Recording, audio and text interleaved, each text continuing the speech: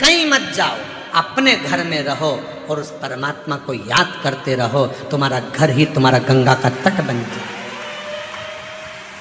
कहाँ भटकना, कहाँ जाना, क्यों भटकना हमको यहां से?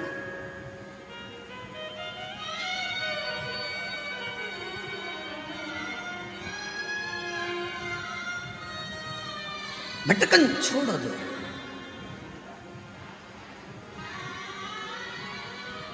भटकन छोड़। शिव कथा कर रही है, भगवान शंकर का चरित्र कर रहा है। भक्तिंगित प्रद रुद्राक्ष पहने हुए एक व्यक्ति का दर्शन कर लेता है और घर आ जाता है। घर आकर उसने अपनी धर्म पत्नी वसुमती से कहा कि आज मुझे मार्ग में एक कोई रुद्राक्ष पहना हुआ कोई भक्त नजर आया। उसको देखकर बड़ा अच्छा लगा। अब एक रुद्राक्ष क्या क्या कमाल करता है वो शिव पुराण की कथा में इन तमिल के 63 शिव भक्तों की कथा में से एक भक्तिंगित प्रत की कथा कर रही है। भक्तिंगित प्रत एक रुद्राक्ष कितना कमाल करता है वो देखिए। जो दुनिया के लोग कहते हैं सीहोर का रुद्राक्ष, कुबरेश्वर धाम का रुद्राक्ष, और सत्यता है जिसने इस कुबरेश्वर धाम का रुद्राक्ष लिया है उसको मालूम है कि रुद्राक्ष ने क्या कमाल किया। उसको मालूम है, जिसको मिला वो क्या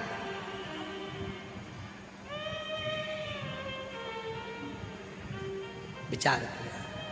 अब वो रुद्राक्ष ने अपना कमाल करना चालू करा। भक्तिंगित प्रत कभी शिव के मंदिर नहीं जाता था, कभी सत्संग में नहीं जाता था। उस रुद्राक्ष के पहने हुए व्यक्ति का मुख का दर्शन करा और फिर भक्तिंगित प्रत दूसरे दिन कावेरी का स्नान कर आ रहे थे। कानों में सूचना मिली कि पास में कोई संत प्रवचन दे रहा है। पहुंच वो रुद्राक्ष खींच लाया। जहां पहुंचे वहां पर एक त्रिपुंड लगाया हुआ सन्यासी संत, गले में रुद्राक्ष की माला पहना हुआ, शिव महापुराण की कथा कर रहा था। भक्तिंगित प्रत वहीं बैठ गए और बैठकर कथा को सुनते रहे। मन लग गया।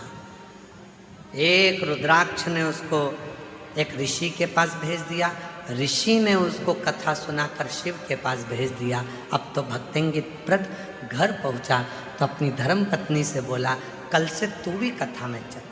धर्म पत्नी भी स्नान करती है, पूजन करती है, कावेरी का स्नान कर कर संत के प्रवचन में शिव पुराण सुनने के लिए बैठ जाती है।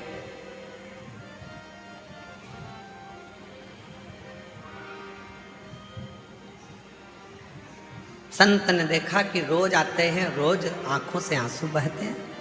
पूछा, बेटा तुम रोते क्यों? क्या बात है, तुम्हें रोना क्यों आ रहा है? धर्म पत्नी कुछ कहती। भक्तिंगित प्रत ने मन में सोचा कि अब मैं ऋषि से क्या कहूं कि मेरे घर में औलाद नहीं, और अब तो मुझे औलाद चाहिए भी नहीं। अब औलाद की कामना नहीं है, अब औलाद नहीं चाहिए। अब तो स्वयं औलाद नहीं, शिव चाहिए, शंकर चाहिए। अब औलाद की कामना नहीं है। जब माता अंजना देवी ने गौतम बाबा के कहने पर भगवान शंकर के पार्थिव शिवलिंग का पूजन प्रारंभ किया था, जब माता अंजना देवी ने पार्थिव शिवलिंग का पूजन करना प्रारंभ किया था तो अंजना माता के पार्थिव पूजन से शिव जी प्रसन्न हो गए थे। तो उन्होंने माता पार्वती को भेज दिया था, जाकर पूछो कि अंजना को क्या चाहिए। अंजना माता ने, अब अंजना माता के यहाँ तो संतान थी नहीं, पार्थिव पूजन करी, शिव जी का पूजन करा। तब पूछो इनसे इनको क्या चाहिए। पार्वती जी ने जाकर पूछा माता अंजना जी से कि तुम्हें क्या चाहिए। अंजना जी ने कामना करी थी पुत्र की, अंजना जी ने कामना करी थी कि मेरे घर औलाद हो, अंजना जी ने कामना करी थी कि मेरे घर संतान हो। अब अंजना माता साधना कर,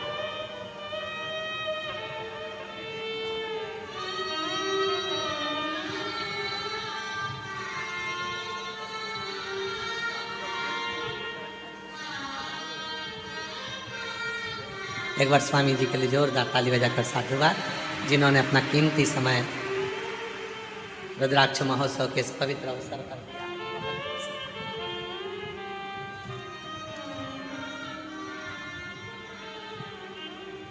अब अंजना माता संतान नहीं मांग रही है, अब अंजना माता पुत्र नहीं मांग रही है। पार्वती जी ने पूछा क्या चाहिए तुमको, तुमने तप साधना करी, पार्थिव पूजन किया है, क्या चाहिए?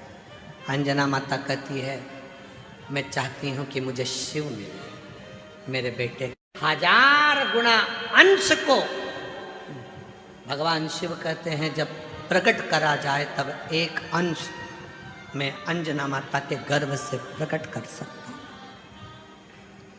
शंकर सुमन केसरी नंदन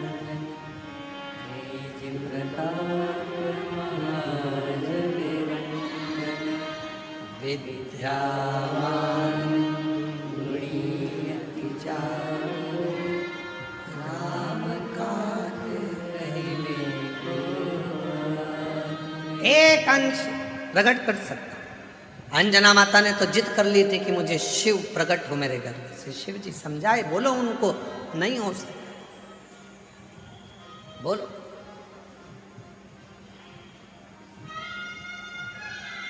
और वह अंश भी कितना भारी था विचार करिएगा।